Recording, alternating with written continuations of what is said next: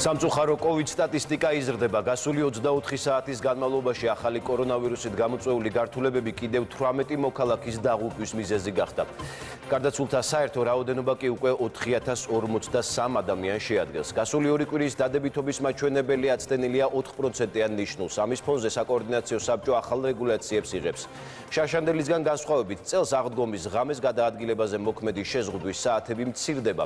იგრძალება სასაფლაოებზე გასვლა, თუმცა უცნობია კონკრეტულად რამდენი დღის განმავლობაში.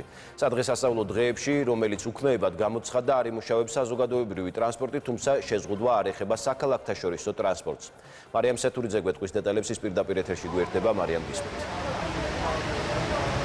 რთული ეპიდემიოლოგიური ვითარებისა და ასევე მოახლოებული სააღდგომო დღესასწაულის გამო საკოორდინაციო საბჭო მიიღო დამატებითი შეზღუდვების დაწესების გადაწყვეტილება. ახლა ყველაზე მნიშვნელოვანია, როგორ ჩატარდება სააღდგომო ლიტურგია ტაძრებში და როგორც საკოორდინაციო საბჭოს წევრები აცხადებენ, საბჭოს ჰქონდა უკვე აღნიშნულ თემასთან დაკავშირებით კომუნიკაცია საპატრიარქოსთან და მიღებულია გადაწყვეტილება, რომ 1 მაისს აღდგომის ღამეს 21 საათის ნაცვლად 23 საათიდან დილის 4 საათამდე შეეზღუდებათ გადაადგილება მოქალაქეებს, ხოლო რაც შეეხება თავად ტაძარში არსებულ ვითარებას, როგორც საბჭოს წევრები აცხადებენ, მაქსიმალურად იქნება ყველა რეკომენდაცია გათვალისწინებული, უფრო კონკრეტულად კი უზრუნველყოფილი იქნება გახმოვანების სისტემა, ასევე დაცული იქნება სოციალური დისტანცია და გაკონტროლდება პირბადის ტარება. საკოორდინაციო საბჭოს გადაწყვეტილებით ასევე სადღესასწაულო დღეებში იკრძალება სასაფლაოებზე გასვლა და შესაბამისად ქვეყნის მასშტაბით ყველა სასაფლაოსთან მისასვლელი გზები იქნება ჩაკეტილი. შეზღუდვები წესდება ასევე ტრანსპორტზეც, რაც იმას ნიშნავს, რომ 3 მაისიდან 12 მაისის ჩათვლით ქვეყნის მასშტაბით მუნიციპალური ტრანსპორტის მოძრაობა შეიზღუდება, თუმცა აღნიშნული შეზღუდვა არ გავრცელდება საქალაქთაშორისო ტრანსპორტზე, როგორც საბჭოს წევრები აცხადებენ. აღნიშნული შეზღუდვის დაწესების მთავარი მიზანი არის ის, რომ მაქსიმალურად შემცირდეს ქვეყანაში მობილობა. გარდა ამისა, საბჭოს წევრებმა განმარტეს ასევე, რომ უქმე დღეები, რომელიც ქვეყანაში არის სწორედ 4 მაისიდან გამოცხადებული, ეხება ყველა საჯარო უწყებას გარდა იმ საჯარო დაწესებულებებისა, რომლებიც ქვეყნის სრულფასოვანი ფუნქციონირებისთვის არის აუცილებელი, მაგალითად როგორც არის ჯანდაცვის სისტემა და ასევე ძალოვანი უწყებები. ასევე ეპიდემიოლოგები მოქალაქეებს მოუწოდებენ, რომ მაქსიმალურად გააგრძელონ რეკომენდაციების დაცვა, რადგანაც სწორედ სააღდგომო დღესასწაული იქნება ერთგვარი COVID ტესტი იმისათვის, რომლის ჩაბარებაც მოუწევთ მოქალაქეებს იმ შემთხვევაში, თუ აღნიშნულ რეკომენდაციებს არ დაიცავენ მოქალაქეები და არ შეზღუდავენ და შეამცირებენ მობილობას, მოსალოდნელია, რომ ინფიცირებულთა რაოდენობა ქვეყანაში კიდევ უფრო გაიზრდება, რაც იმას ნიშნავს, რომ დატვირთვაც გაიზრდება სამედიცინო სექტორზე. გამონაკლისის სახით სააღდგომო ლიტურგიასთან დაკავშირებით გადაადგილებაზე დაწესებული შეზღუდვა მხოლოდ 1 დღით იმოქმედებს 1 მაისის 23 საათიდან 2 მაისის 4 საათამდე. უწყებათა შორისი საკოორდინაციო საბჭოს გადაწყვეტილებით სადღესასწაულო დღეებში სასაფლაოზე გასვლა შეიზღუდება. ჩაიკეტება სასაფლაოსთან მისასვლელი გზები. საკოორდინაციო საბჭოს გადაწყვეტილებით 3-დან 12 მაისის ჩათვლით შეიზღუდება მუნიციპალური ტრანსპორტის მოძრაობა. არის გამონაკლისები დაშვებული, ვისაც ეს უქმე დღეები არ ეხება, მაგალითად სამედიცინო სექტორი, ფარმაცევტული სექტორი, მშენებლობები და ინფრასტრუქტურული პროექტები რო არ გაჩერდეს.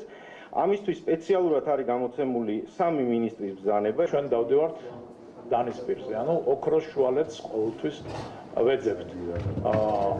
საკოორდინაციო საბჭო ერთის მხრივ გასაგებია სამედიცინო სექტორის რეკომენდაციები შეიძლება იყოს უფრო მკაცრი, მაგრამ მეორეს მხრივ უნდა გაითვალისწინოთ ქვეყნის ეკონომიკური მდგომარეობა, საზოგადოების და მოსახლეობის ზოგადად მდგომარეობა, საერთო და აქედან გამომდინარე უნდა მიიღოთ უკვე დაბალანსებული გადაწყვეტილება, რომელსაც ოქროს შუალედს უწოდებთ.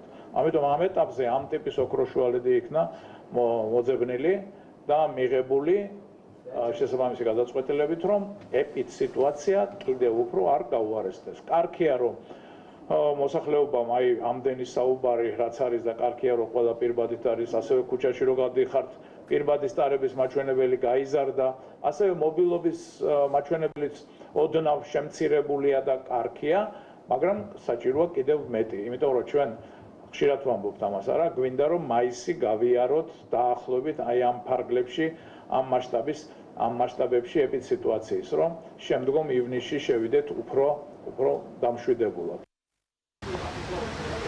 დადებითობის 14 დღიანი მაჩვენებელი დღეს კრიტიკულ ნიშნულს 4%-ს გადააჭარბა, რაც იმას ნიშნავს, რომ ქვეყანაში კიდევ უფრო რთულდება ეპიდემიოლოგიური ვითარება და ეპიდემიოლოგები ვარაუდობენ, რომ ინფექციის გავრცელების პიკი აპრილის ბოლოს, მაისის დასაწყისში ექნება. ქვეყანას შესაბამისად ჯანდაცვის სისტემა ახლა ყველაზე მნიშვნელოვანია, რომ მოემზადოს ინფიცირებულთა რაოდენობის მატებასთან დაკავშირებით. ჯანდაცვის მინისტრის მოადგილემ დღეს მედიასთან განმარტა, რომ უახლოეს პერიოდში გაიზრდება 6,000-ით საწოლების რაოდენობა, ასევე იზრდება ტესტირების რიცხვი და დამატებით ქვეყანას მაგალითად ხვალიდან უკვე ექნება ანტიგენზე დამყარებული 1 მილიონი ახალი ტესტი, როგორც ჯანდაცვის მინისტრის მოადგილემ განმარტა, მიუხედავად იმისა, რომ ჯანდაცვის სისტემა იქნება მომზადებული ინფიცირებულთა რაოდენობის მატებასთან დაკავშირებით, მნიშვნელოვანია, რომ მოქალაქეებმა გააცნობიერონ, რომ თუ ისინი არ დაიცავენ დაწესებულ რეკომენდაციებს, ჯანდაცვის სისტემამ შესაძლოა ვერ გაუძლოს ზეწოლას.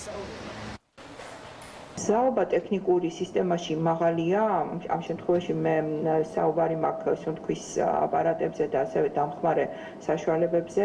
საწოლ ფონდის მობილიზება შესაძლებელია მეორე ტალღის პერიოდში, როდესაც აქტიური შემთხვევები იყო 31,000, იყო მაქსიმუმი პიკური მაჩვენებელი.